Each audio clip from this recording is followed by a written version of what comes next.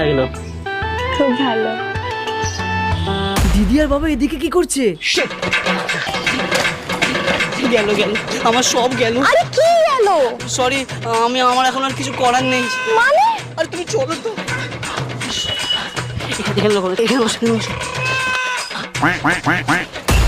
দাঁড়া বাবা, দেখো ওটা আমার অন্য না।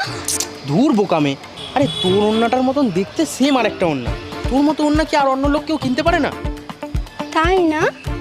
হবে হয়তো।